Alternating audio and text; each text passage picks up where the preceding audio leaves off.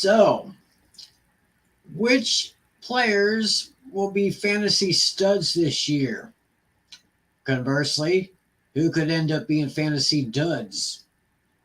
And where are the sleepers? Who will be the sleepers? The one that will quietly make some noise in fantasy leagues? Well, we're going to try to answer those questions and many more as we bring you this special edition of Fantasy Football Fever with emphasis on fantasy. And we're going to start right about now.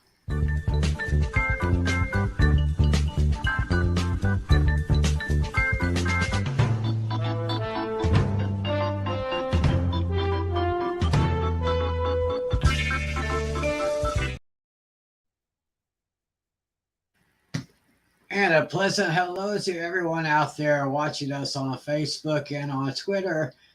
This is Fantasy Football Fever for August 4th, 2023, another Friday night with the guys. Welcome to August. We just had a game last night, the Hall of Fame game. We'll talk a little bit about that. Of course, I'm Tim McClellan. This man, of course, is our league commissioner, John Natale. How you doing, sir? Hello, doing fantastic. Doing great. All right, good to hear. Our good friend John Flynn, the host of Hook on Sports, he'll be joining us just a little bit later. But right now, I do want to say that we are just 4 weeks away. 4 weeks from tonight, we will have our league draft. We still have one spot open for a 10-team league. If necessary, we will be glad to expand it to 12 teams. And all you have to do, let me put that link up here. We're right kind of a little behind here, but there you go. That's our link to our Fantasy Football Fever Fantasy League. Go ahead and copy that link and put that into your web browser and just join our league. Like we said, we're looking for one more, but we can add 3 more if necessary. So, and of course, Natalie said he's got a couple of people that might be interested in joining us. But if you want to join us, there's the link right there. Copy it, paste it into your browser. Join us. Our league draft is 4 weeks from tonight, September 1st, Friday night. Mm-hmm. The draft will start at 10 p.m. Eastern, 9 p.m. Central. We will go live at 9:45 Eastern, 8:45 Central. So we hope we get some players, get a full league, and get ready for some fantasy football and get ready for some real football as well. So, as I said, we did have a preseason game last night. First preseason game, of course, the NFL Hall of Fame game from Canton, Ohio. And why don't I go ahead and share a screen on that so we can let y'all know what went on here. As you see right there, the final score of that game was Browns 21, Jets 16. And I don't know, I didn't see the game. Natalie told me he saw a little bit of it. Neither Aaron Rodgers nor Deshaun Watson played in this particular game. Just looking at some of the statistics right there, Zach Wilson went 3 of 5 for 65 yards. Kellen Mond for Cleveland, he went 13 of 19 for 92 yards, 1 touchdown, 1 interception. And you got the backups, Tim Boyle and Chris Streelaver. I think that's how you pronounce his name. They're trying to getting the backup spots. And you got this guy, Dorian Thompson Robinson for Cleveland, went 8 of 11 for 82 yards and 1 touchdown. Looking at some of the rushing, Israel. Let's see this. Israel Abanikanda. I think that's how you name it. Abanikanda had 9 carries for 27 yards and a touchdown. Travis Dye, 9 carries for 12 yards. Streveler, I think that's his name. 1 rush for 7 yards. Demaria Crockett, 4 rushes for 7 yards. A little bit more activity on the Cleveland rushing side right there. Receiving yards, Malik Taylor, 1 reception for 57 yards. Yeah, just a lot of the rookies and the second team players and players that were probably called up. Yeah, Maybe so probably like the back end draft picks, like the rounds like 5 through 7 picks. They're the ones that kind of got the work in. yeah, they pretty much got the work because basically preseason is just about hmm getting the first and second tier players who can Yep. actually make the roster before the season starts. hmm So so I'm kind of thinking, I would think that Aaron Rodgers could be a good mentor for Zach Wilson. Oh yeah. Yeah, of course, Zach Wilson last year kind of was a problem player a little bit, but I think he's got some good guidance right down with Aaron Rodgers, of course, and of course with head coach Robert Saleh. So, hmm so basically, that was the Hall of Fame game from last night. We got the Hall of Fame induction ceremonies itself coming up Saturday afternoon. I believe that will be on ESPN and ESPN Plus. I think the NFL Network's going to carry that as well.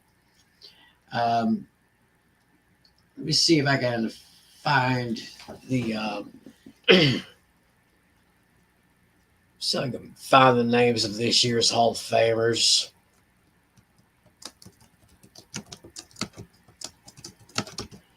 I know this seems a little bit unprofessional here, but we just want to get you guys covered. And now I know that two former Cowboys, will be inducted this year. Clint Longley from way back in the day, and the best rookie, one of the best rookies from 2005, DeMarcus Ware. He'll be getting in this year. Oh yeah. All right, let's get this page up here.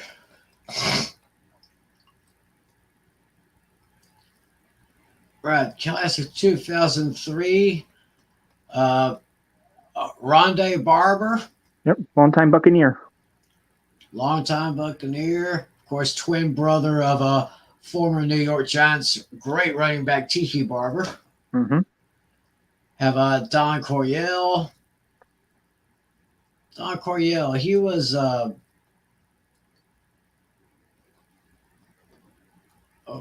let's see that. I think he was a head coach. Looks like can't really. I think it was San Diego Chargers. Hmm.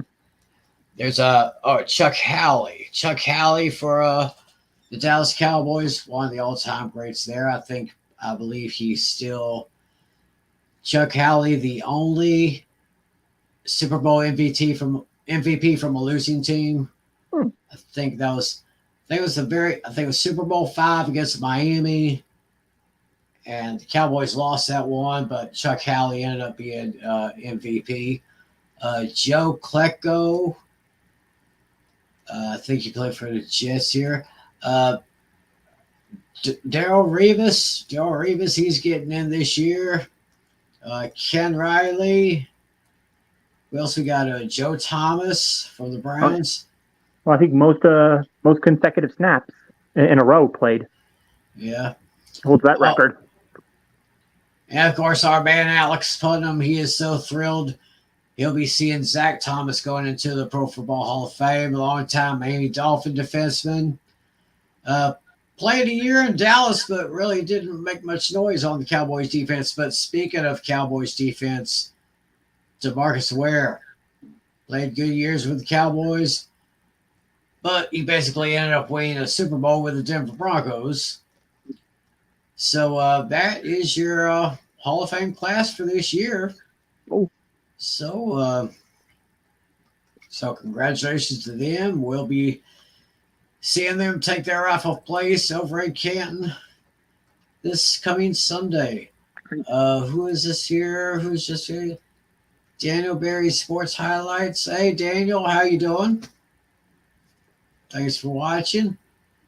Remember, if you're interested, hopefully you got that link, but we'll put it up again. Well, let's go ahead and put it up again for those who might have missed it. There's a link to join our league. So basically, tonight's show, John Natale came up with like 20 fantasy questions, and we are actually going to make this an open forum. For those of you who are watching either on Facebook or on Twitter, or on Twitch, tell you what to do. We're going to give you the link to join the show and give us your opinions on these fancy questions that we'll be asking here. Mm-hmm. And if you have additional questions that we haven't talked about, feel free to bring them up as well. Oh yeah. Feel free. This is our open forum. This is the link to join our show tonight. Go ahead, copy that, paste that into your browser, and join us here. And let's have a good discussion of this year's fantasy leagues and potential great fantasy players that we'll have. So, So John, if you want to go ahead and get this thing started. Cool. All right. I guess we'll start with some offensive numbers here. Let's predict which quarterback do we think will finish the season with the most passing yards. So let's go back. Let's look back at who was the winner last season. Looks like last season. Oh, we'll go our top five. Last season, the Patrick Mahomes came in first place at 5,250. Then it was Justin Herbert at 4,739. Then Tom Brady came in at 4,694. Well, we know it's not going to be him.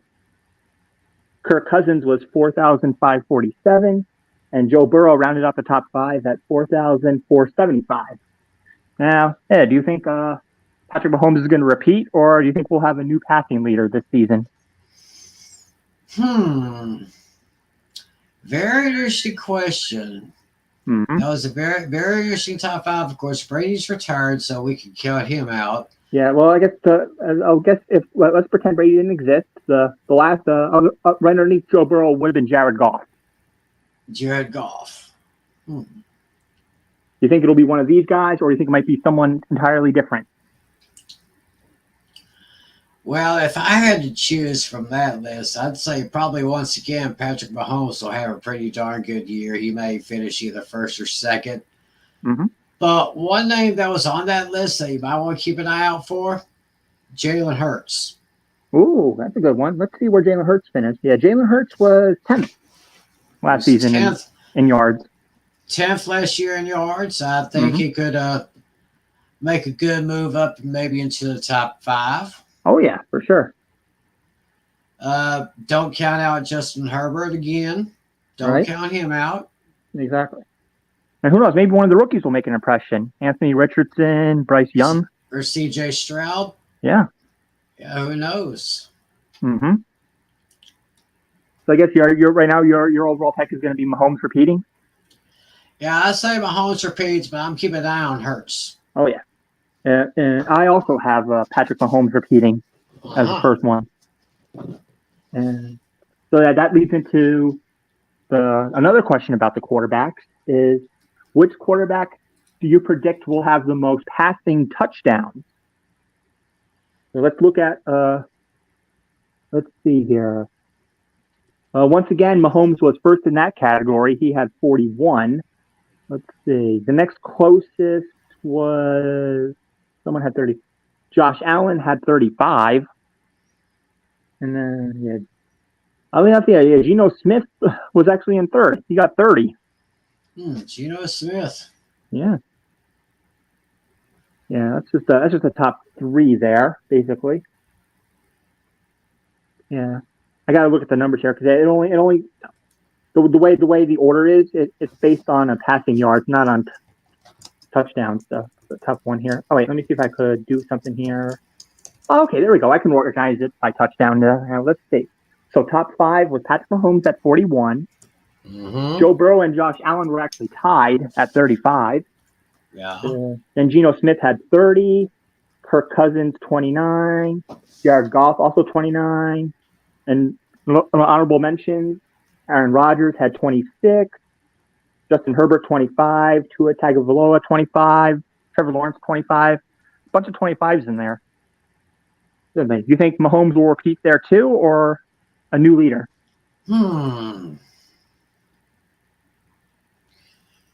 Well, you really can't.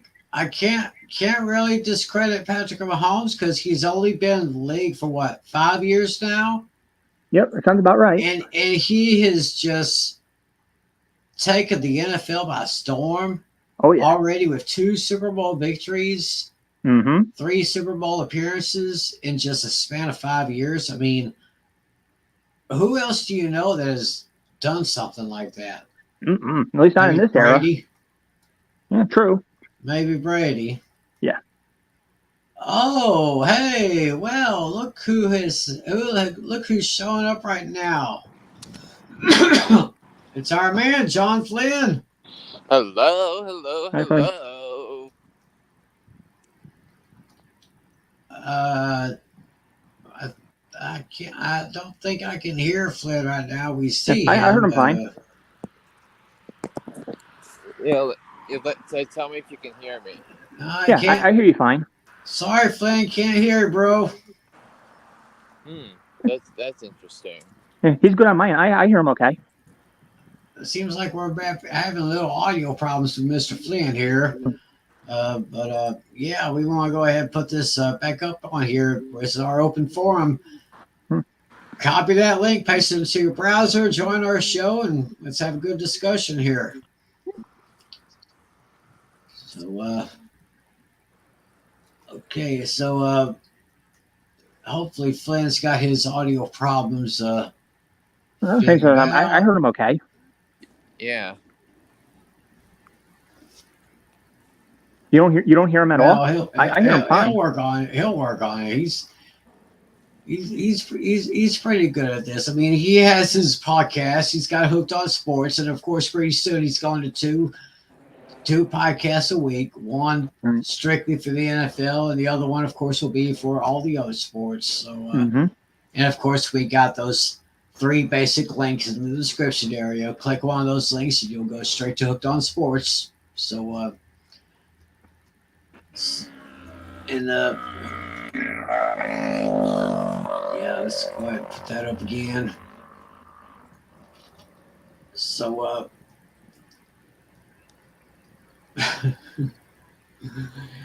now usually we don't have these problems with Flynn, but I guess with of course he's walking on the streets of the Empire State, New York. Yeah. Yeah, and everybody go, New York City. Yeah. The next thing you know, someone's gonna say, "Welcome to New York." A few years ago, just hoping that I could be stepping into a taxi cab, but of course it wouldn't be just a taxi cab; it would be the cash cab. As if well, I think I figured out the problem. It wasn't on Flynn's side; it was on my side. Yeah, because I'm using this on my Xbox One, and the light went out, so I got to hit it again, so I'll be able to connect. So, Flynn, I guess you're good. My apologies, brother. It's like being a Cowboys fan. What can go wrong will go wrong. Oh my gosh. Oh my gosh. So we got my problems figured out, and already he's got to make a comment like that. I think we've got Stephen A. Flynn joining us once again. Yeah. So for that comment, I just got this. I award you no points, and may God have mercy on your soul. Sorry, bro. So hey, you gave me an excuse to do it, so you can't even complain on that. No, I'll give you tap. I'll give you tap on that. So. All right. Well, yeah. Well, moving on. Yeah. Tim, you're about to give me your prediction of who we think will have the most passing touchdowns. You're going to tell me if you think Mahomes will repeat or will it be someone else. Well, Mahomes is at the top. Josh Allen was in there. Geno Smith was in there. Once again, I think Patrick Mahomes can do it again. Ooh. However, again, I'm going to say keep your eye on Jalen Hurts. Speaking of which, he's actually the one that I picked this time around. Oh, really? But I mean the thing how Philadelphia's goal line offense is that they like always run it in because of their offensive line. Right. So and how many rushing touchdowns did Jalen Hurts have like last year? Like 10 or 11? Probably. I don't have the stats here, but yeah, according to this, Jalen Hurts was 14th in touchdowns. I have him making a super splash. Well, Flynn, you only missed our first question, which was which quarterback do we project this season to have the most passing touchdowns? Or passing. Yeah. Tim and I both think Mahomes is going to repeat. You feel the same way, or? Yeah, not gonna give it. I think it's gonna be Mahomes because he just makes make magic work so well. I mean, but I think the thing that separated Mahomes was his ability to connect with his running back for touchdowns. Like because didn't Jerick McKinnon have a passing touchdown like every week from like week 12 or 13 onward. I mean, it was it was insane, and I kept kicking myself in the groin for not picking him up in fantasy. Mm-hmm. Yeah, I think I'm the one who picked him up off the waiver wire, right? McKinnon. Yeah. I think that was me. One of those quiet guys. One of those guys you don't really hear about, but they kind of quietly get the job done. Yep, and then the other tie-in was passing yards in general. Yeah, Tim felt Mahomes was going to repeat again. I say he doesn't. I think it's going to be Hurts this time. What do you feel about this one, Flynn? This time the most passing touchdowns. Tim, I have Mahomes with both passing yards and touchdowns. Oh, okay. Both. All right, there we go. Let's see. Let me go to my document now and see. All right, now we're gonna talk running backs here. Let's project which running back do we think will have the most rushing yards this season. Let's go back. Let's go to some 2022 stats here. The top 5 last season, Josh Jacobs was number 1 at 1653. Then it was Derrick Henry at 1538. Nick Chubb at 1525. Saquon Barkley at 1312. And then Miles Sanders at 1269. What do you think about the receiving core this season, Tim? Do you think we have another repeat, or will we have a new rushing leader? Some might say Derrick Henry is kind of washed up a little bit. Doesn't have really. I don't know if that offensive line could really hold him that much. Josh Jacobs, I like that guy. I've been impressed with him over the last couple of years.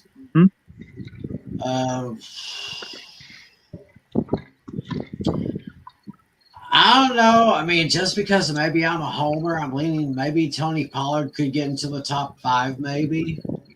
Oh, interesting. If they could just I mean, if Jack doesn't just keep throwing and throwing, I mean, they kept saying they were going to go to the run, but they kept throwing it, and I guess that's what caused those 15 interceptions, I guess. 8 of those interceptions were not under pressure, so maybe if they do run it more, Tony Pollard, you might want to keep an eye on him. I say Jacobs could do the job. Kind of leaning toward Jacobs a little bit. Okay. Interesting. Yeah, Tony Pollard was 16th last season. 16th, yeah, Mhm. kind of in the middle of the field. All right. Are you kind of leaning a cross between Jacobs and Pollard? Yeah, I'm kind of higher on Jacobs than I am on Pollard. Oh, okay. Probably Jacobs repeating then, basically. Probably. All right. Well, what do you think about this one, Flynn? Who do you think will finish with the most rushing yards this season? I have to think it's going to be Nick Chubb because I think because you no longer have Kareem Hunt there, so I think Nick Chubb is going to be a 3-down back, and behind the AFC's best offensive line, and I think there's going to be some game scripts this year so that are going to allow the Browns to run the ball and dictate the pace because they can win at the line of scrimmage, especially with what we talked about earlier. Now, one thing I don't think I mentioned when we did the AFC and NFC North projections back in June is that the defensive coordinator for the Browns this year is going to be Jim Schwartz. So you know he's going to be dialing up pressures left and right and so many different blitz packages, and Myles Garrett in the center. So that'll allow the Browns to use up a lot of time, and Kevin Stefanski is a more conservative play caller than most offensive play callers. So I think Nick Chubb is going to have like 1,500, 1,600 rush yards. So I think so I'm going to go with Chubb. Nice. Yeah, and my pick is a bit risky, but if he stays healthy, I think he could do big things. My prediction is going to be Christian McCaffrey. Yeah, that is the big question. If he can stay healthy, he can be a beast. Yeah, I mean, despite his injury problems, he actually finished 8th last season. Yeah, but I think the thing is that because he's going to be used a bit in the passing game, so that's why I don't have McCaffrey as high on that category. Now, as a potential top running back 1 or running back 2 in the conversations when we look at everything from a fantasy landscape and who's going to be the first running back off the board, whether it's Christian McCaffrey, Austin Eckler, or someone else, absolutely he's going to be up there. But in terms of just pure rushing yards, I can't put McCaffrey in that conversation. So I'm going to disagree with you a little bit there. All right, yeah, fair enough. But all right, well now let's still talk about the running backs. Now we're going to say which running back do we think will have the most rushing touchdowns this season? Going back to some of the top performers, this one could be a shock of the world here. Believe it or not, number 1 last season, Jamal Williams of the Detroit Lions. I remember that. Yeah, and then we have a tie for actually a 3-way tie for second. Derrick Henry, Austin Eckler, and oddly enough, that just doesn't really count, but Jalen Hurts. Well, I mean, it is going to count somewhat because you factor in rushing yards for a quarterback because that's why Jalen Hurts was ranked so high, Josh Allen so high, why they were ranked number 2 and 3 in the fantasy projections that we made earlier. And Daniel Jones, by the way, Daniel Jones was a top 10 quarterback in fantasy last year. Yep, that's right.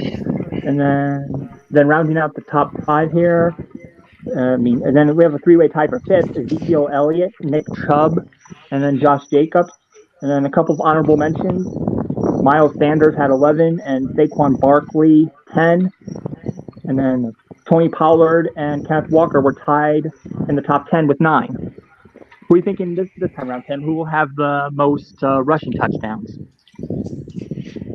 I think I was hearing them mention this on ESPN, but I think it was a few days ago on one of the morning shows. I think Austin Eckler has a good chance of getting the most rushing touchdowns this year. Nice. I'm kind of leaning toward Eckler. Yeah. Believe it or not, I actually have the same pick as you. I also have Austin Eckler. Wow. Who is tied for second, so we'll see. Well, what do you think, Flynn? I also have Austin Eckler. Oh, wow. Hey. Interesting. Wow, we're actually unanimous on this one. All right, now let's make this in. I mean, who did you think I was gonna go?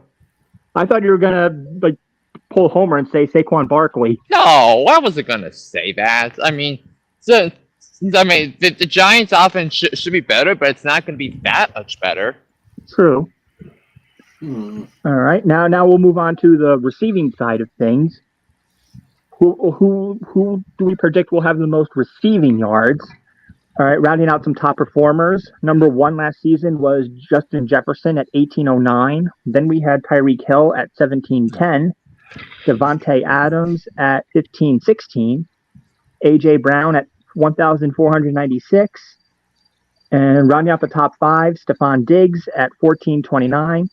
An honorable mention for Tim's player, CeeDee Lamb. He finished 6th at 1359.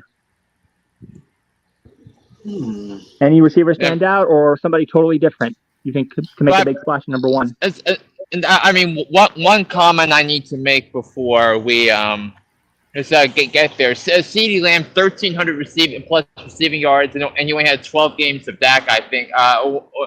12 games of Dak, I believe, last year. So wow. that was pretty impressive. Oh, yeah.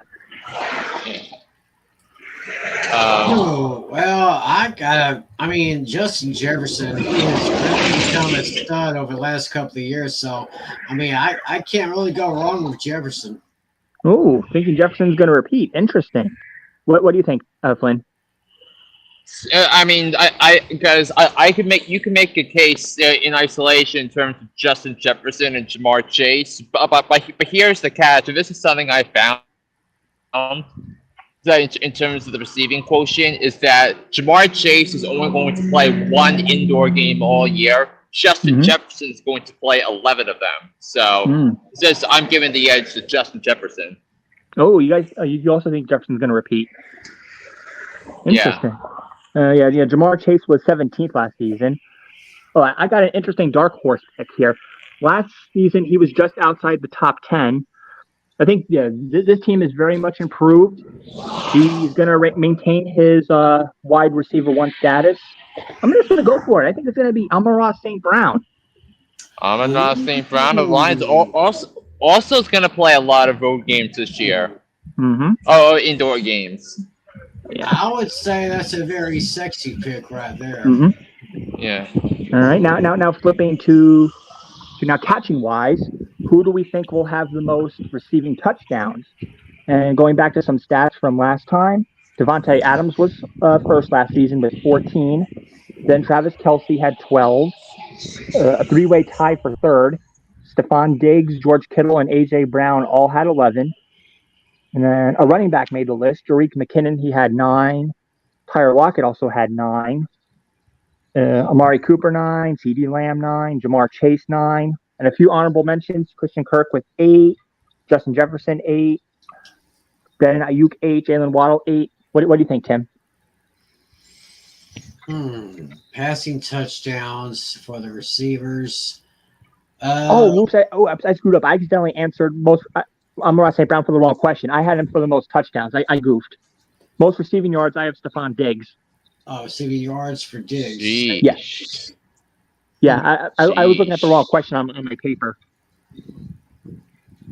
Actually, so I already answered first. I have Amon-Ra St. Brown with the most receiving touchdowns.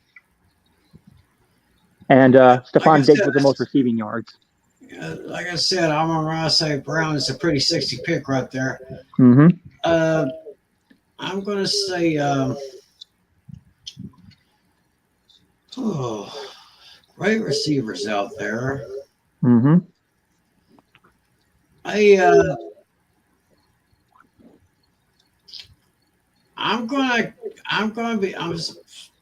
gonna be crazy. I think maybe Jalen Waddle. Oh, interesting. Here, let's see where Waddle ranked. Waddle was tied for 11th last season, so that's a pretty interesting one. What do you think, Flynn? I gotta say Travis Kelce. Ooh. And also Nick Bell had 15 or more receiving touchdowns last year. Wow. With the 17 game schedule. That's interesting. Wow. Let's see. All right. Let's see what we can do here. Yeah, I'm keeping my eyes on Jalen Waddle this year. And if Tua stays healthy, he and Waddle could become a. Tell you what, if Tua stays healthy, he and Waddle could be a great tandem this year. Nice. All right, here's kind of a bonus question for the offensive side, not necessarily number wise, but it's saying which rookie do we think will have the biggest impact on their team this season? I'll start with you on this one, Flynn. So, are we talking about fantasy or overall? Maybe probably just in however you want to interpret it. I was thinking just no. I mean, are you talking about with the wins and the losses, or in terms of fantasy football? That's because there's an easy answer for fantasy, but there's okay. Yeah. Well, all right. Since it's a fantasy show, we'll go fantasy then. Yeah. So I mean, this one is really easy. It's Bijan Robinson of the Atlanta Falcons because I think he could be in that conversation. So alongside Nick Chubb, alongside Derrick Henry, for being the having the most prolific seasons in the NFL this year because he is that special and Arthur Smith knowing how he cracked the code with Derrick Henry as his offensive coordinator in Tennessee. So this is going to be an offense that's going to run the football. It's going to be a very different offense than what most of the NFL is going to see. And I think Bijan Robinson getting about 3/4 of the carries is going to reap the benefits of it. So I think that Bijan Robinson is going to have a monster season and it's a pretty unanimous first round pick in fantasy circles this year. This is similar to what Saquon Barkley was 5 years ago. Right. So let me think. Similar to what Christian McCaffrey I believe was in his first year because he was the 8th overall pick. So but from fantasy, it's clearly Bijan Robinson. Oh, very good pick. Well, what do you think, Tim? I would definitely have to agree with Flynn. Mm-hmm. And Bijan Robinson did a hell of a job last year for the University of Texas, and I think that the Atlanta Falcons are going to be a top team in the NFC South. I mean, I can't remember who I picked to win the South, but I'd say keep your eyes on Atlanta, keep your eyes on Bijan Robinson because I believe he's going to make a lot of noise. And he is going to be a serious contender for NFC Offensive Rookie of the Year. Oh, yeah. I could definitely see him winning that. I also have an honorable mention for Bryce Young. I think he's going to have a pretty good first season, and I think he might lead the Panthers to a playoff appearance. Yeah. They're one of those borderline teams that can go either way. That second, third place battle is going to be interesting between the Panthers and the Falcons. Because I still think the Saints are going to win that division. Just a matter of which one of them makes the wild card, which one doesn't. Yeah, and I think in terms of the win-loss impact, to me it's Bryce Young because he was clearly the most dynamite prospect at the quarterback position in this year's draft. I didn't see it fully until his pro day at Alabama, but listen, he makes all the throws when he needs to. He has a very accurate arm, and he can also make a play with his legs when he has to, and he understands when he should be able when he should do that. So I feel like it is and with that for Carolina and Atlanta. We talking about with Bijan Robinson and Bryce Young, who were 2 of the top 3 picks. I mean, there are 5 teams that I'm considering, but maybe 6, depending on what the Bears do. I have 6 teams in consideration for the final 2 playoff spots in the NFC. So, and Carolina, Atlanta, the Bears are up there. So. Oh. I think for the most part that covers a lot of my offensive questions. I might have a couple more later on, but we'll see. But let's go to defensive side now here. Oh, here. This is the one. This is the one that involves your Dallas Cowboys, Tim. But we'll get into that one in a second. But I'll let you go first on this one. Which player will finish the season with the most sacks? Well, let's go look at some numbers from last season. The sack leader last season was Nick Bosa at 18.5. Second was Hassan Reddick at 16. Myles Garrett tied for second at 16. Chris Jones had 15.5. Matthew Judon tied him also at 15.5. That was such a great free agent pickup by the Patriots, by the way, with Judon. And then Alex Highsmith at 14.5. Micah Parsons, 13.5. J.J. Watt and Max Crosby tied at 12.5, as well as Brian Burns. And then rounding out the top 10, Quentin Williams of the Jets at 12. Any names stand out here, Tim, or you got a completely different name that could be the sack leader this season? Well, I kind of got two names in mind. Mm-hmm. You can never count out Micah Parsons. That young man is a beast. But so is Nick Bosa. Mm-hmm. So, and I'm thinking San Francisco is going to be much improved this year. They're probably even better than they were last year. But, yeah, Micah Parsons, I mean, it's almost like he's got radar in his helmet, you know. Got a radar, gets to the quarterback. He is just absolute terror on that field. So I'd say I don't know if I can pick between Parsons or Bosa. They're both great. They're both at the top of my list. Oh yeah. What do you think, Flynn? I mean, see, I can't put Bosa on there yet because he's still holding out for 49ers training camp because he hasn't signed his long-term extension yet because right now he'd be playing under the 5th-year option from the 2019 draft. But listen, I think in terms of the coach, in terms of the scheme, I love Myles Garrett in this conversation, and usually I have a short list of players. So who I pick from the start of the season for Defensive Player of the Year. But Myles Garrett is absolutely going to be in that conversation. Mm-hmm.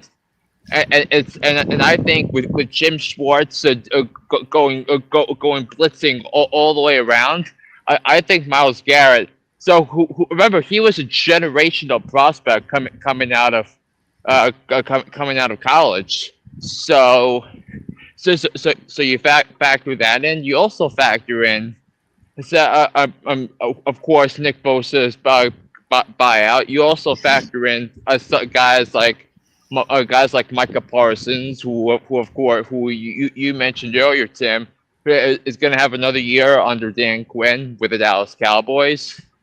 So, but another name that I considered for this question is T.J. Watt. Remember, T.J. Watt did not only play like half of the year last year, and still wound up among the league leaders. So I think it's going to be Myles Garrett number 1, T.J. Watt number 2, and I'm very much considering having both of these players play beyond the regular season. Interesting. Mm-hmm. Yeah. I mean you know how high I am on the Browns this year, so. Yeah, this one was kind of a tough one for me, but yeah, I ended up picking Micah Parsons. That's the one I was. Nice. That's the one that Tim was waiting for. My Cowboys. Very interesting. He's getting better with age. Let's see. This ties into my next one. Let's see. See here. Let me look at my list. Okay, so let's move on to interceptions now. Which defensive player do we think will have the most interceptions? Now, this one was a kind of a crazy one. We have a 4-way tie for first place last season. It was Justin Simmons, Micah Fitzpatrick, DJ Gardner-Johnson, and Rick Woolen. And then just behind them was Patrick Peterson, Harrison Smith, Tashawn Gibson and Jair Alexander. We have a bunch of ties anywhere. A bunch of people have 6s, 5s, a bunch of 4s. Some honorable 4s are Devin McCourty, Jalen Ramsey, Von Bell, Eddie Jackson. Yeah, we got a lot of names here. All right, Tim, who do you think will who finishes the most interceptions this season?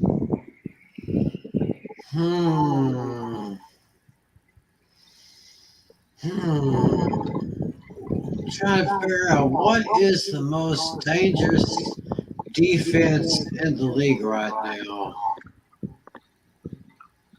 I mean, if they're going to have a dangerous defense, you're going to have a dangerous corner or a linebacker who could try to take all those interceptions. Mm-hmm. Oh my gosh. McCourty is not a bad name. He's a pretty good player. I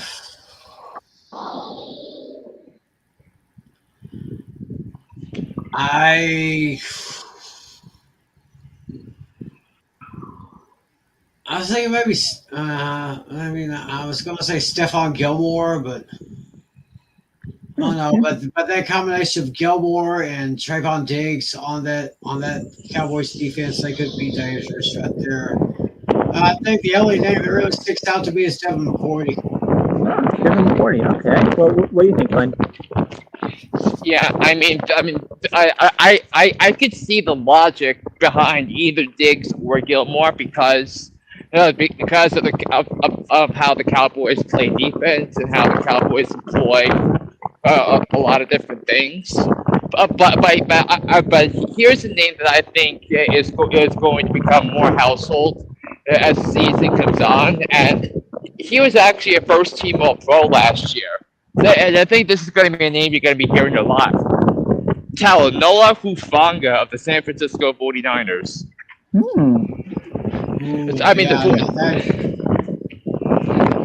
That is a dangerous defense. Yeah, I mean the 49ers think about it, they have the best front seven in the National Football League. When you look at defensive line and linebackers, so they're going to be dialing up a lot of pressure this year, and I think it's going to, and also the 49ers have a relatively easy schedule too. So I think Hufanga is going to come up with a lot of interceptions. Because quarterbacks can force into bad throws. Sure. Yeah, mine was a tough one because when I first thought about this, on day one, I was going to initially pick Jalen Ramsey, but now that he's going to miss time, I can no longer pick him. So I'm going to be out till December at least. Yeah. So I ended up now pivoting to Patrick Peterson. At this time, I think he's going to make a splash and jump to one. Yeah, I think he's going to make a big splash this time. And then the next category now this time is going to be most fumble recoveries. I definitely have a dark horse here. I'll bring that up when it's my turn. I know. Flynn is definitely going to get a big kick out of this one, but we'll get into that in a moment.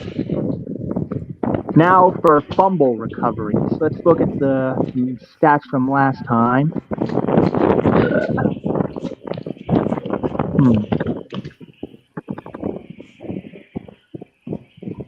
I can't seem to pull up the fumble recoveries for some reason, but let's see. Let's look at some stats here.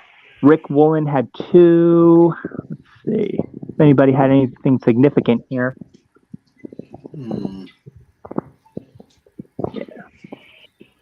Okay, for some reason there's nothing to click on, but thinking about players who are good at forcing fumbles, recovering fumbles, what do you think, Ken? Forcing fumbles, that would probably go to Michael Parsons because he's done that a lot in the last couple of years. I wouldn't count out that bad 49er defense. That's one bad defense. I'll tell you right there. I'm kind of hoping that as far as on the Cowboys side, Donovan Wilson. He got injured during like the first couple of days of training camp, but he should be back probably during the very early part of the season. So I wouldn't count him out. But I'm kind of looking at that 49er defense and everything that Flynn said about that front seven. And yeah, I would say one of those guys could really step up and try to strip the ball away, knock the ball out of the quarterback's hands. Okay, I was able to find another link here. I'm just gonna. We actually had a tie for last season. It was somebody named Yatir Gross Matos. Penn State guy. Yeah, and Carolina Hassan Panthers. Reddick. And then Hassan Reddick. They tied with 4. Yeah, Panther and a former Panther. And then Chandler Jones, B.J. Hill, Devin White, and Tariq Woolen, and Micah Parsons, Sam Williams. They all had 3. Kyle Vinoy, Matt Milano, and Desmond King had 2. Just some notable names. Melvin Ingram also had 2. Marcus Lawrence 2. What do you think, Flynn? Who have the most fumble recoveries this season? Ooh, I'm gonna sound like a homer for this, but I feel like with the defensive line in front of them, I think he'll have opportunities to recover the football. I'm gonna go with Fabio Carrique of the Giants. Oh, interesting. Yeah, I'm actually gonna. Yeah, actually, we almost had the same pick. I also have somebody from the New York Giants finishing with the most, but not him. In that conversation. So we thinking Dexter Lawrence? Wait for. Oddly enough, no. I actually have Adoree Jackson. No. For fumble recovery. No. No. He's gonna bum rush people and go. No. Wow. Yeah. Well. Yeah. Let's see. All right. Now I got a couple of kind of little obscure questions here. This one could be a little interesting.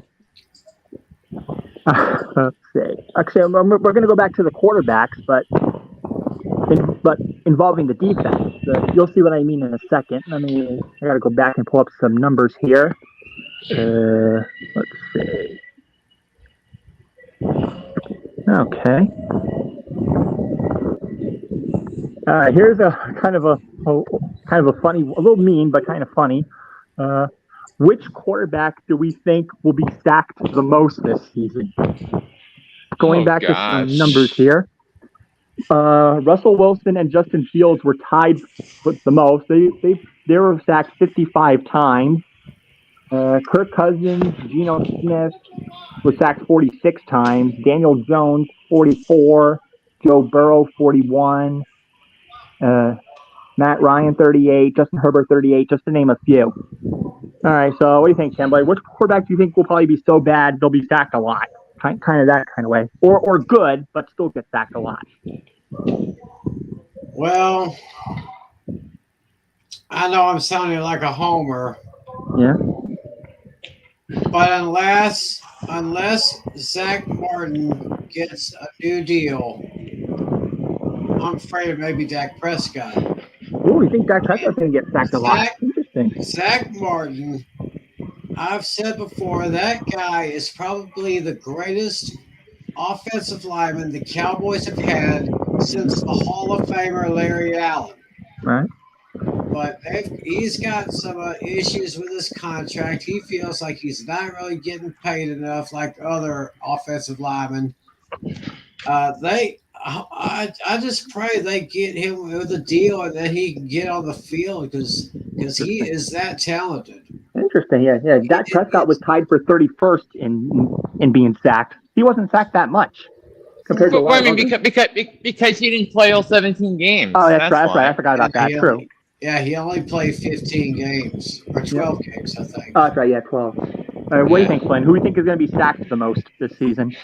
I mean, you're gonna ask. I think you're gonna ask me about the combination of quarterback and offensive line. So I mean, in terms of combined, I would say Washington's combined quarterbacks and Tennessee's combined quarterbacks, because I think with Will Levis and Malik Willis are going to get some playing time throughout the season, because I think Ryan Tannehill is going to be benched at some point this year. But I'm going to go with Geno Smith. I mean, Seattle's offensive line doesn't excite me.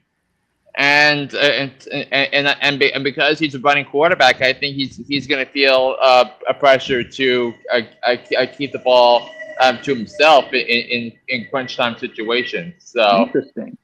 Okay.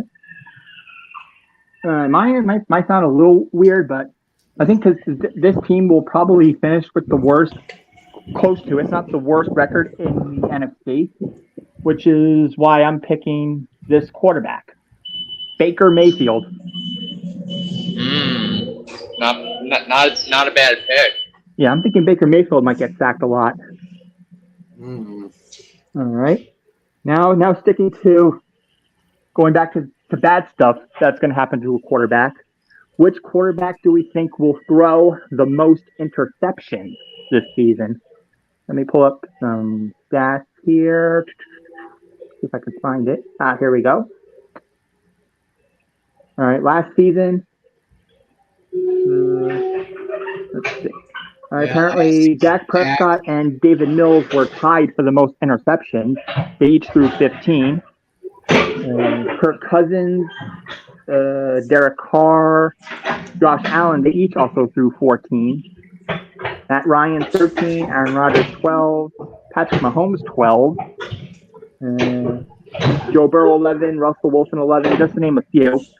What do you think, Tim? Who will throw the most interceptions this season? Well, let's see here. Throwing the most interceptions. Hopefully, once again, it will not be Dak Prescott, even though he did say that he was not going to throw more than 10 interceptions this year, which I kind of agree with that. Most interceptions, talking about a quarterback that gets pressured time and time again.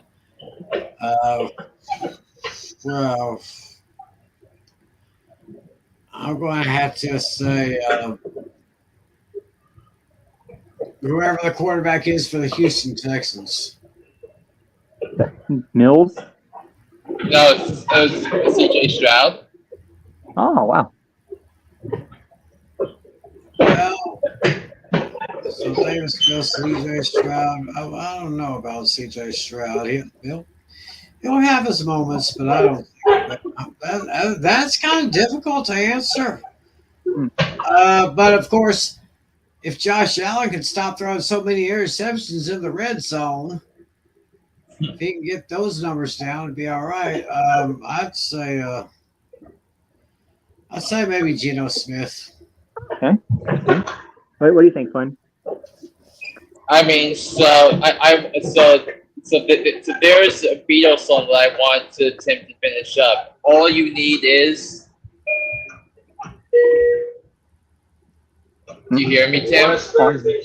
Oh, I got you. All you need is love. Yeah. I think Jordan Love of the Green Bay Packers. Jordan Love has been so bad at football during the course of this training camp, and CBS Sports Network put up a graphic tonight. A graphic, if I could pull it up here, because I think it's worthy of this discussion here when it comes to Jordan Love. I mean,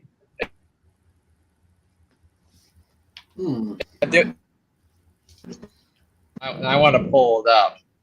Okay, go ahead. Yeah, go ahead. I didn't even think of Jordan Love. I mean, he is going to be a little bit. He's just been struggling. Yeah, mine. I think mine is kind of a bit of a dark horse here. He probably won't be the worst, but he's on the decline a little bit. And he's all wishy-washy. I don't know what to think of him anymore. But I went with Matthew Stafford. with the Rams. I mean, that team is, oh my gosh. Mm, From going to the Super, finishing in the penthouse one year, then they ended up in the outhouse the next year. mm-hmm. All right. This time, my final ones are going to be more of a team effort here. So let's see what I got now. All right. Now we're going to talk like combined like stats in general. Which team do we can we? I don't have any stats here, but which team do we vision will have the most sacks this season altogether, as far as a combined effort? Who are you thinking here, Tim? Which team in general do you think will have the most sacks this season? I would definitely, my first thought off the top of my head would be the San Francisco 49ers, but I would say Dallas Cowboys would probably be a close second. Okay, interesting. Wait, I'm gonna see if I could pull up any stats here. I'm gonna try to. I mean, last year the Philadelphia Eagles set an NFL record for sacks in a season. Oh, Let me yeah, see. I I'm forgot gonna try about something those here. Eagles. Team sacks 2000. All right, I might have to go to a different link here. Okay, here we go. Yeah, that's right. Yeah, Flynn was right. The Eagles were number one last season. Let me see. Looks like the Eagles, the Chiefs, the Patriots, the Cowboys, and the Saints were in the top five, with the Ravens tying the Saints for fifth. What do you think, Flynn? The team that'll have the most sacks this season, the team in general. I mean, there are four of them that I'm going to I'm considering. So, but the one I'm going to put, maybe because of how they're constructed, I'm going to say the Pittsburgh Steelers. Oh, interesting. Yeah, that's an interesting choice Let's right see here. there. 1, 2, 3, 4, 5, 6, 7, 8, 9, 10, 11, 12, 13, 14. You're counting the names down here. Steelers looks like they were 14th. Yeah. But, I mean, the Steelers had a lot of injuries last year on defense. Yes, I mean, the other defenses I was considering were the 49ers, the Cowboys, and the Eagles. All right. Looks like the team I picked is they were towards the bottom of the barrel last season, but I think they could make a bigger splash. Yeah, this one I'm winning it. I actually picked the Jacksonville Jaguars. Not bad. They were towards the bottom last season. Let me see. 1, 2, 3, 4, 5, 6. They were seventh from the bottom. The worst. The worst team was the Bears.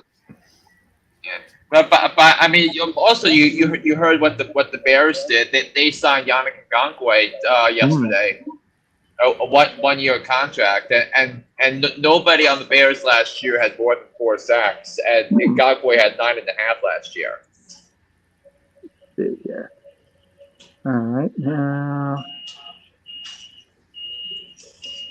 So now this is kind of a cross for team stats here. Which team, which team's defense will allow the most points and the least amount of points, like in the season? Like which defense will be the worst overall and the best overall in terms of points allowed? I'll start with you, Tim.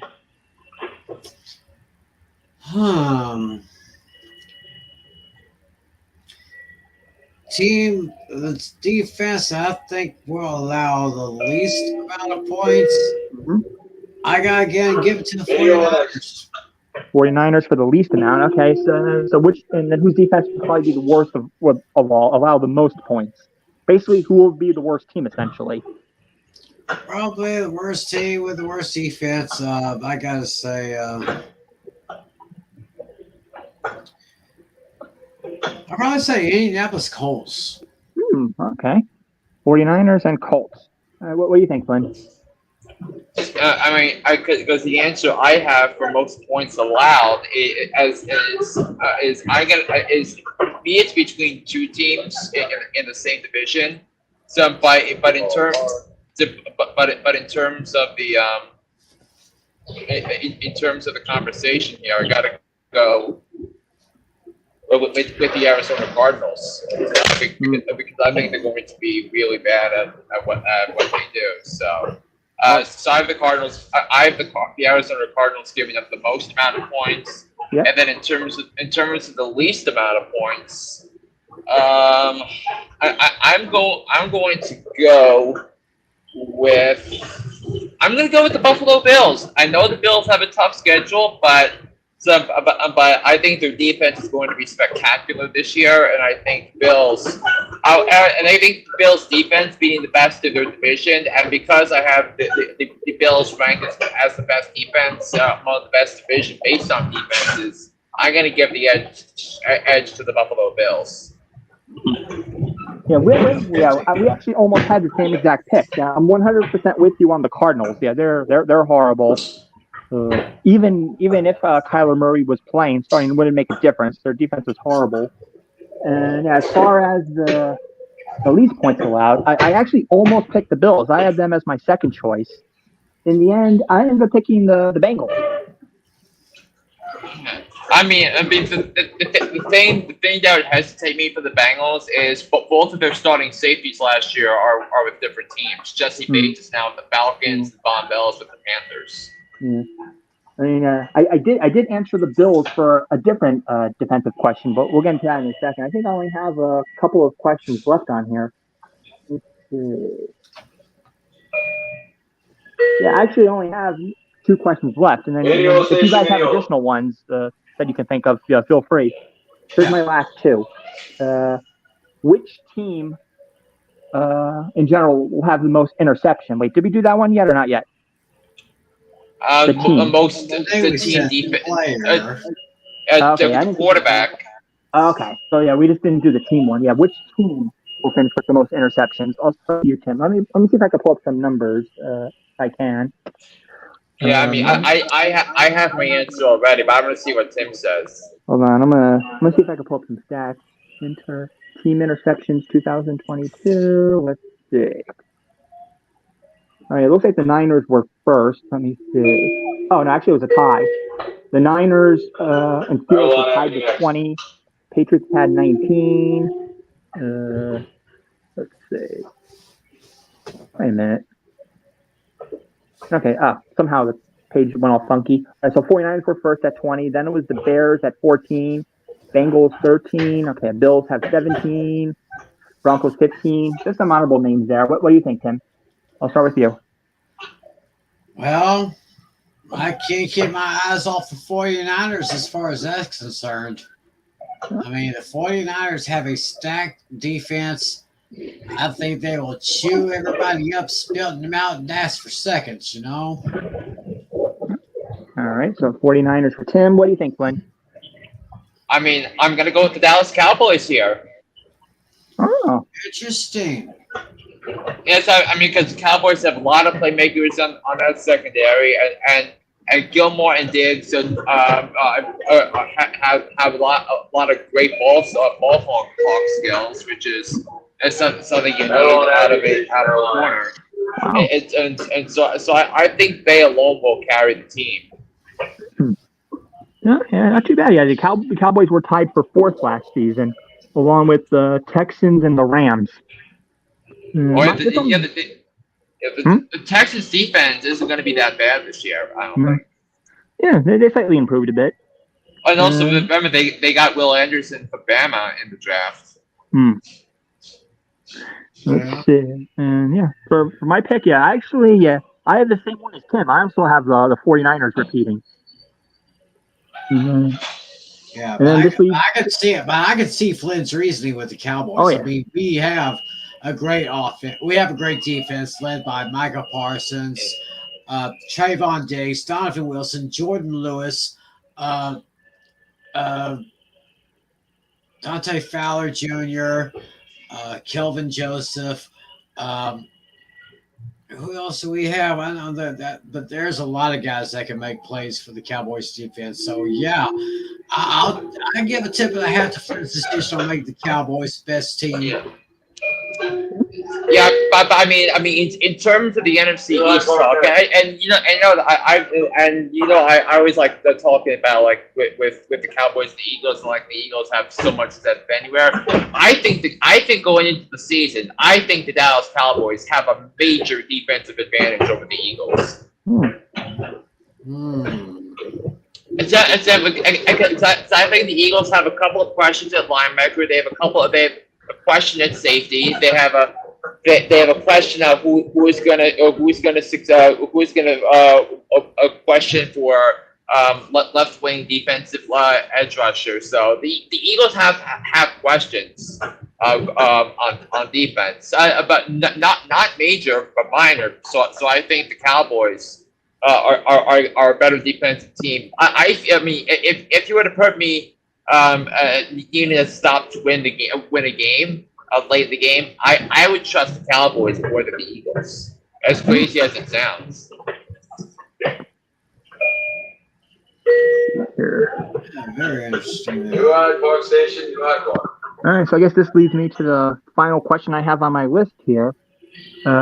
Which team will have the most fumble recoveries? Let's look at some stats here. The Cowboys were first last season at 17. The Giants and the Jaguars were actually tied for second at 13. Then we had the Seahawks and the Colts were tied at 11. Patriots also had 11. And then a bunch of teams have 10. A bunch of 10s down the line. Ravens, Bengals, Lions, just to name a few of them. What do you think, Tim? Who will have the most fumble recoveries this season? Which team? Oh, I'd have to stay with the Cowboys on that one. Oh, okay. Like I said, we got a lot of playmakers, a lot of guys getting after the quarterback, going after those running backs, knocking the ball out of their hands. Cowboys have a very stout defense. I'm just totally amazed at what Dan Quinn has done with that defense. Yeah, they were also first in forced fumbles as well. Major kudos to Dan. Looks like they were first in all three categories. They were also first in fumbles recovered for a touchdown. They had 3. Park next. Yeah. The Giants were in second in forced fumbles with 20. Tim's sticking with the Cowboys. What do you think, Flynn? I think we know if we would ask who the number one fantasy defense is going to be, I think it's going to be the Cowboys because of the turnover ability and the takeaway capabilities. But I'm going to think outside the box here for this most fumble recoveries, and I'm going to go with the Patriots. Oh, interesting. I mean, if you look at the Patriots defensive roster, there's not a major there's not a major issue with that defense. It's just that they don't have the high quality and elite players that Buffalo and Miami have, especially when it comes to their defensive fronts. So, but the New England Patriots know how to go after the quarterback, and Bill Belichick that has seen so many defenses, and he's made the greatest defensive mind, in my opinion, in the history of the National Football League. I mean, going way back to his epic playing in the Super Bowl, where he allowed Thurman Thomas to run for 100 yards in the Super Bowl because the Giants didn't want Jim Kelly to throw the ball 40 times in the Super Bowl. Yeah, I got a bit of a dark horse pick as well. I think this team is going to be challenged a bit more, but I still think they have a very solid defense. I'm picking the Buffalo Bills. I'm just gonna look at my sheet here, make sure I didn't miss anything. Yeah, I think that's all the questions on my sheet. Unless you guys have some additional bonus questions that you want to do. Yeah. Oh, I have a thought-provoking one, and I'm gonna think along with you guys too on this. Who is going to be the biggest bust in fantasy football this year? Ooh. The biggest bust. It can be a quarterback, a running back, wide receiver, tight end. Who is going to be the biggest bust in fantasy football this year? Wow, this is a tough one.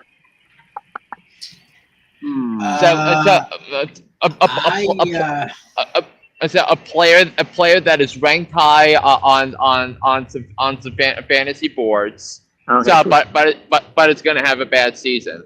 Oh, okay, so it's got to be a high-ranked player. Okay, there goes who I was going to say right out of the gate. That makes So I Yeah. can more say him thought. now. So if you go with Isaiah Hodgins, it's not a bust. For example.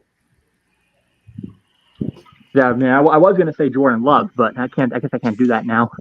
No, can't really say that. Hmm.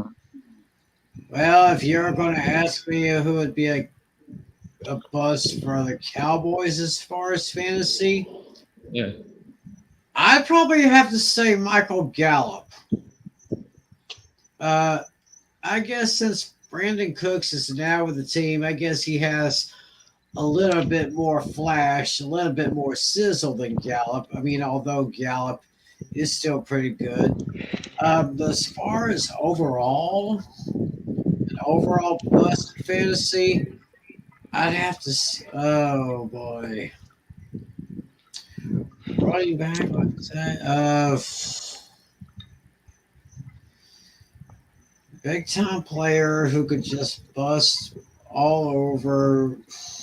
Ooh. Yeah, I think Flynn was right. This is very thought provoking indeed. Wow. And I'm actually thinking along with you guys too. Probably have to be. So You'll have to be obvious. I mean, Obviously have to be. Oh, I just thought of someone now. Oh, who did you think of, Natalie? Okay, this one's going to be crazy, but I think he's getting. He's not as good as he once was. It's going to be crazy, but I'm going with Lamar Jackson. Lamar Jackson, really? Wow. Because I think that the division overall is getting slightly more competitive. We might not see the Ravens. They might not make the playoffs. The Ravens. But I mean, they added Odell Beckham Jr. They added Zay Flowers in the off season. I mean, the wide receivers are the wide receiver position group is the best it's ever been under Lamar Jackson. I vehemently disagree with that. I mean, the problem is Lamar doesn't throw as much as he used to. He always tries to run. He can't be running around that much. His passing I mean, the reason he was running down is because he didn't have receivers to trust. Yeah. I don't remember him ever being much of a passer. That's the main issue. Yeah. Yeah, I just don't know. I just don't think Lamar is as good as he once was. But I mean, we'll see. I hope he proves me wrong. But I mean, I personally think Beckham is overrated now. He's not as good as he once was. To be fair, coming off an ACL injury, but I digress. But I mean, certainly better than what they had last year. Yeah, I mean, we'll see how he does with the new rookie, but I don't know. I'm definitely concerned about Lamar this season. Yeah.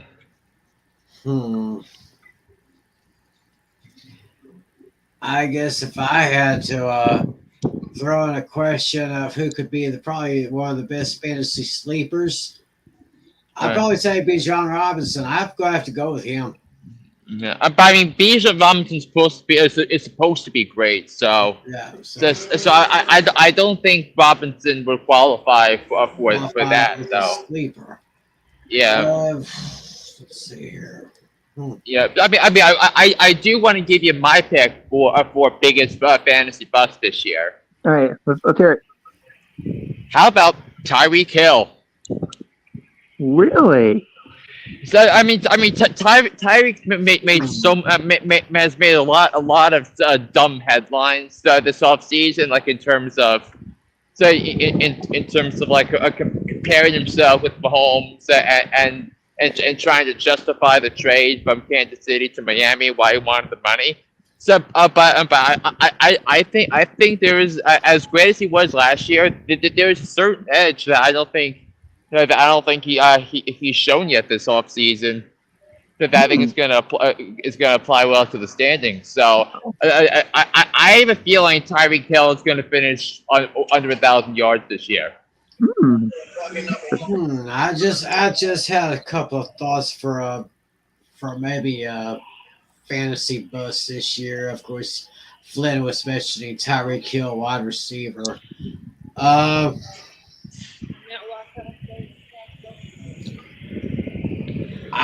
I think it comes down to two guys, and they play for the same team.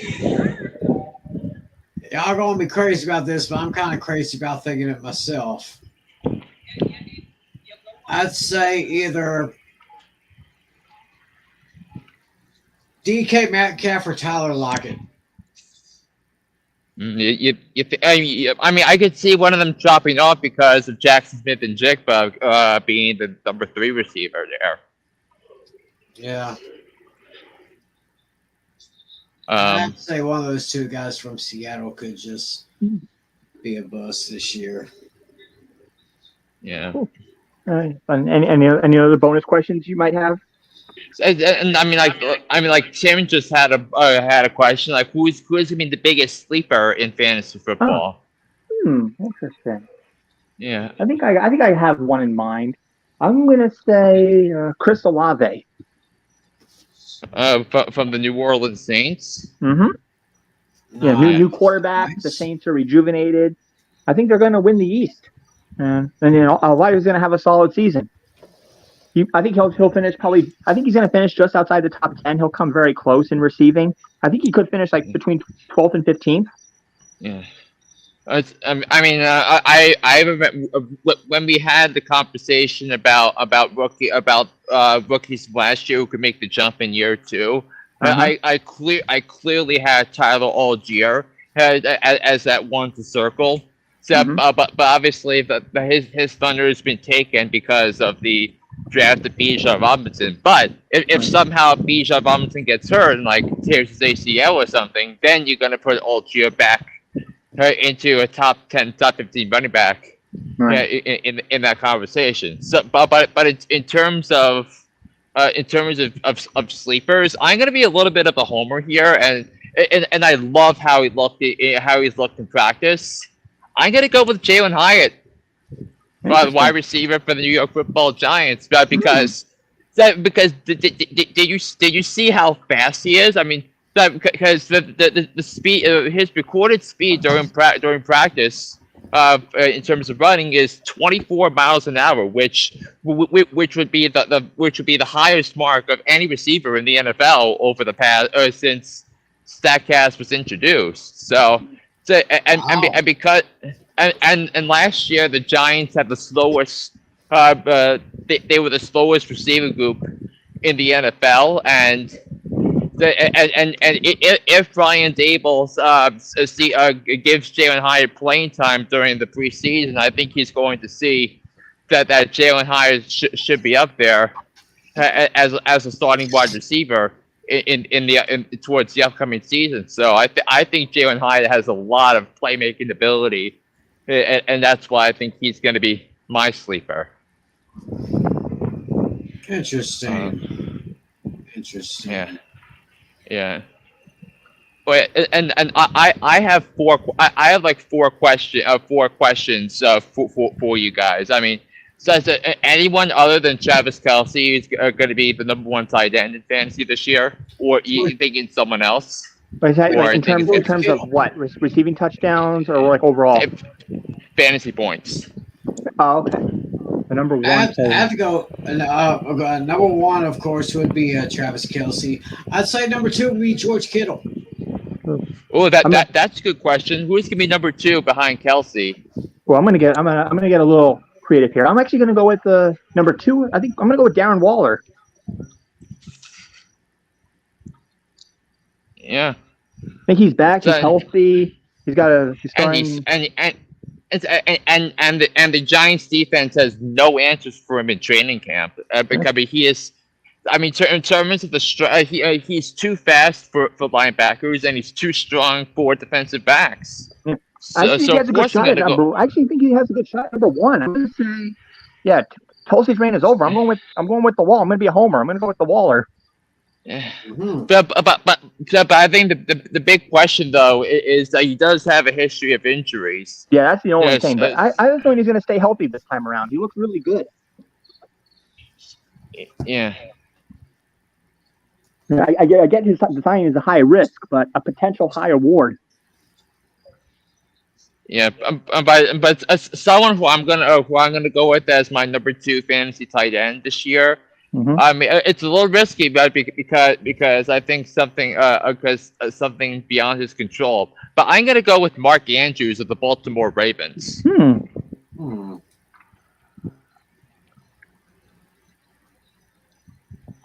Yeah, it could very well be.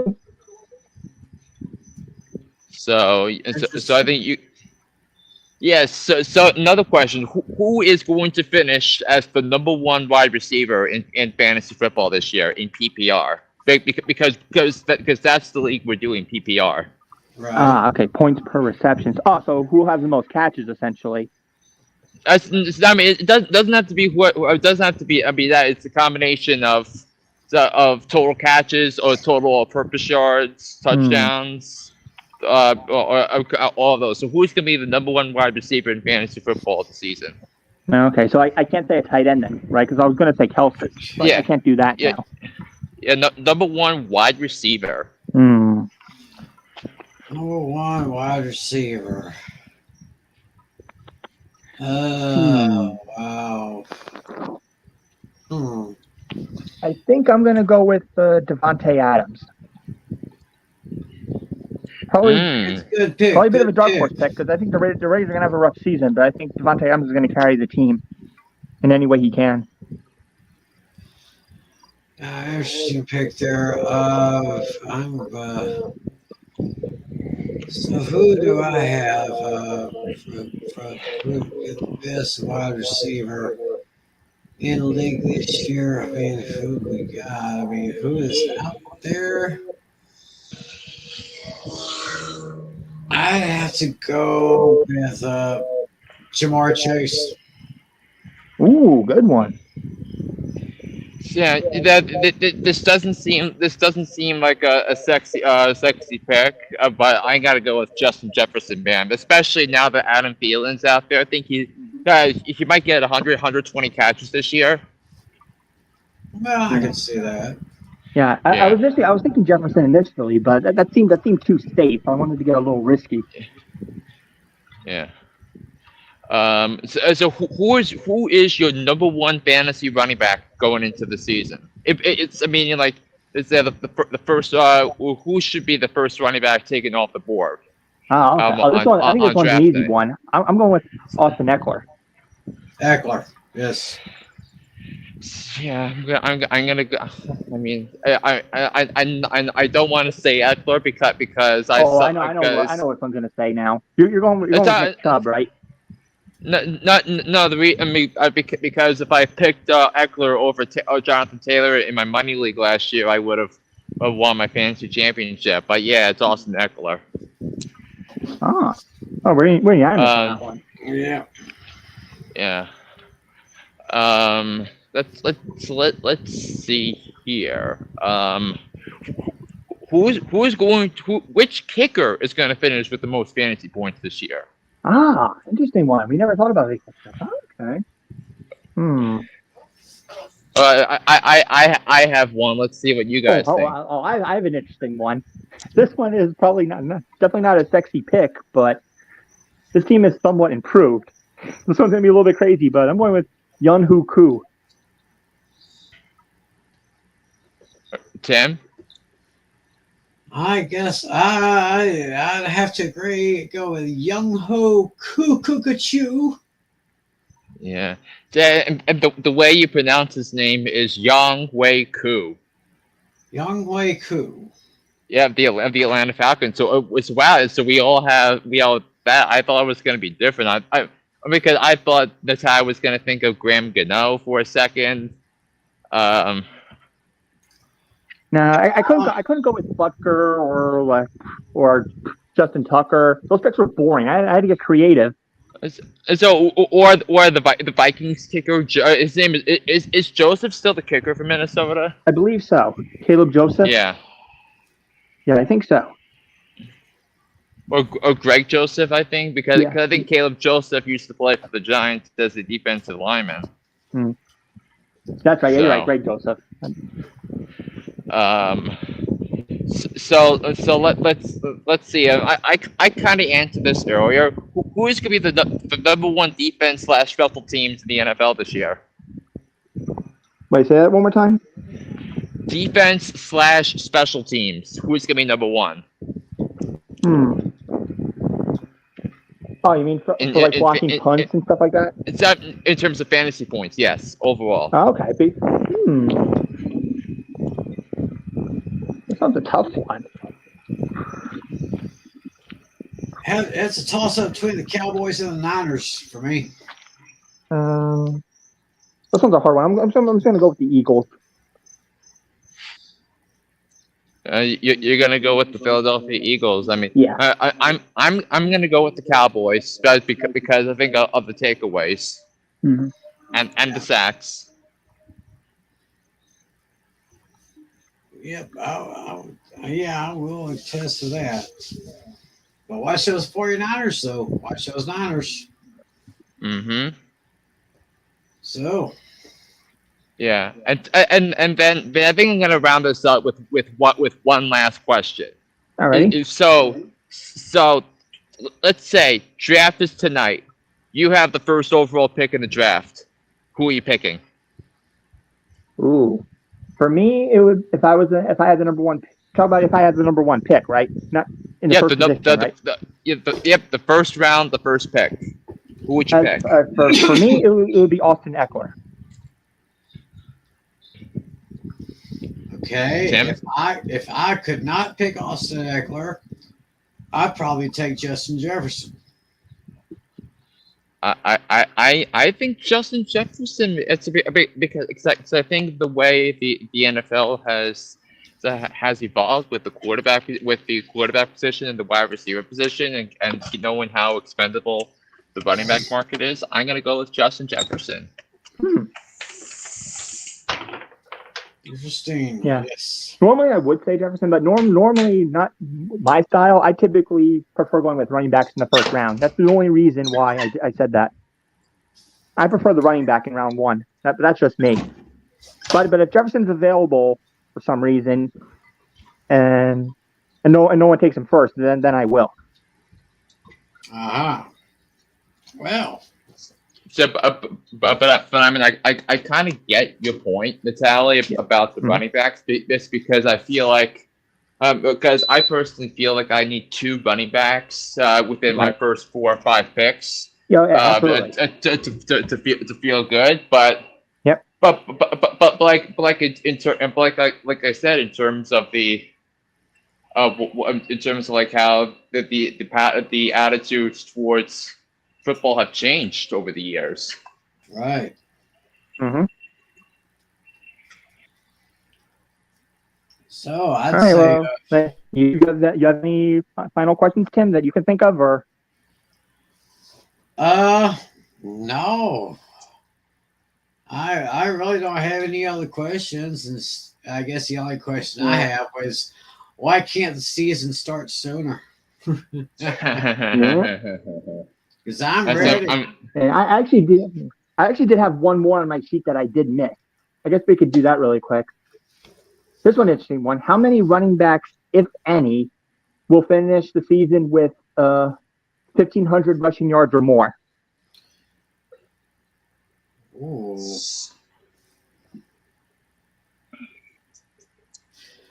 I'm gonna go back to that rushing yard. I'm gonna go back to that rushing yard statistics really quick. Let's see. Rushing. Let me see. I'm gonna see about the 1,500 yards. Let's see. Okay. All right. It looks like 3 running backs finished with more than 1,500 rushing yards last season. They were Josh Jacobs, Derrick Henry, and Nick Chubb. Do you guys think could any of them repeat that? Will somebody else have 1,500 rushing yards or nobody? I'll start with you on this one, Flynn. So I could see 4. I can see those 3 and Saquon Barkley. Oh, okay, interesting. Yeah, I definitely see Barkley improving this year, so I'd probably say 4 as well. Yeah. So this time, I only think it's going to be 2 of them. I'm going to say, well, I think Derrick Henry's on the decline. I don't think it's going to be him this time. I'll say Nick Chubb and I'll go with 3. Chubb, Barkley, and McCaffrey. Still hoping that McCaffrey will stay healthy. Yes. Okay. So yeah, that's all. That's all my questions. I guess. Yeah. Flynn wrapped up his. Any final? And Tim didn't have anything else. I don't think. No, I don't really have anything else to add. Yeah. We only after this. Yeah, we only have one off-season show left. We have the fantasy rankings, and then after that, it's our season predictions. Yeah, and then the draft is scheduled for August 1st or September September 1st. September Yeah. 1st. Yeah, we were looking for that one person. I mean, as I said earlier, I mean, Flynn wasn't here for this, but there's still there's two potential people I might have if Dashy or Matt don't say anything. Right. I mean, I think, but I think I have a couple of questions that I think could be it could be noteworthy here, and I think this is about individual players. Uh-huh. And the first question, now that I'm back home, that I have in mind is where is Justin Fields going to finish in the quarterback rankings? Because I feel like Justin Fields is going to be a big name in fantasy football this season. In terms of overall numbers, you're saying?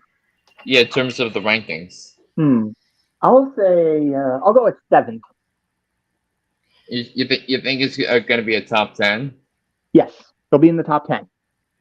Yeah. I'll say he'll be in the top 15ish. I can't put him in the top 10 just yet, but at least top 15.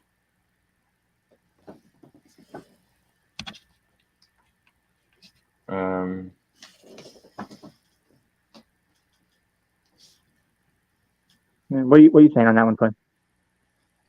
I think it's going to be in the 5 to 8 range in terms of the season rankings at the end. Yeah, pretty much what I have it. I have an exact number. I have 7. I'd say somewhere between 10 and 15. Okay.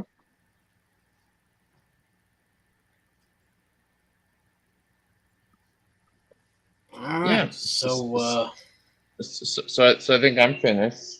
All right. Yeah. I mean, I have nothing else.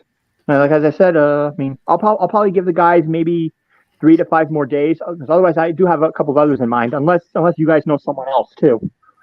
Right. Yeah. So once again, everybody watching, there's your link right there. If you want to join our league, just copy that, paste it into your browser, and we'll see if we can get you going. We're looking for 1 to make 10 teams, but if we expand to 12, then we can look for 3 players. So, yep, there's your link right there. So yeah. So what we got? That was our 20 questions. And we have so since our league draft is on September 1st, 4 weeks from tonight. Once again, the draft starts at 10 p.m. Eastern, 9 p.m. Central. We will go live at 9:45 p.m. Eastern, 8:45 Central. And we got our playoff, Super Bowl picks, all that, league draft. What else we got? And then we just have basically one more off-season show that's fantasy related, and that's the fantasy rankings. Yes, the fantasy rankings. Yeah, I'm going to be looking those up here pretty soon. Yeah. We'll probably have that show maybe either next week or the following week, one or the other. Yeah. I think we could plan our playoff and Super Bowl picks for the 25th. Yes, week. Exactly. So that means either our next show will either be the 11th or the 18th, one or the other. Yeah, maybe perhaps the 18th.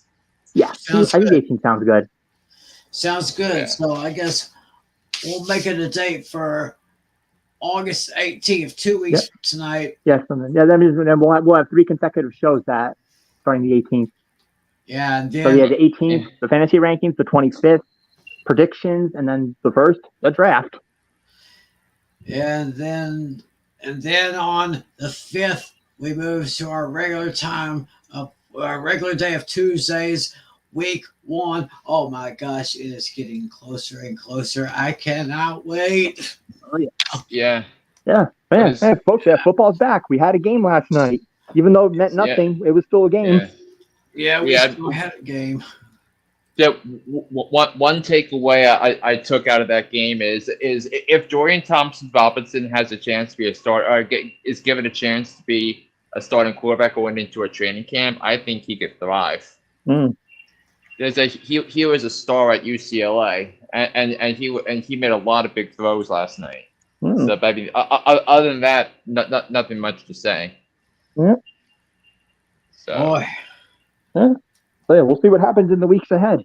yeah, we'll definitely see. But boy, we had a ton of questions, and if y'all are watching this late, throw your comments into the comment section. Let us know what you think about how the season's going to go. Man, had a lot of questions. This was a total mouthful. I mean,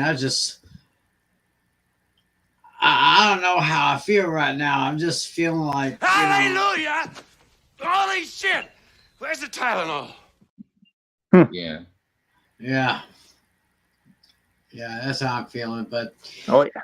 anyway, great show, great fantasy show. More emphasis on fantasy since this is a fantasy Super Bowl show. Great idea, Natalie. Yep. I salute you. Oh yeah. Thank you. Happy to do it. Great show. Be sure to listen to John Flynn, Hooked on Sports. Click one of those 3 links in the description area. He's got 2 shows coming up, starting again pretty soon. So he will definitely be there. And of course, we'll be back 2 weeks from tonight on the 18th. We've got fantasy rankings. Yeah, the final off-season show before the real stuff begins. Yeah, then we'll get into the nitty gritty. So I hope you are about as excited as I am. So we're going to call it a night. Have a great weekend. Enjoy the rest of the week. We'll be back in 2 weeks. Till then, that's Natalie. That's Flynn. I'm McClellan. Thanks for watching us. Take care. God bless you. And as always, be a good sport. See ya.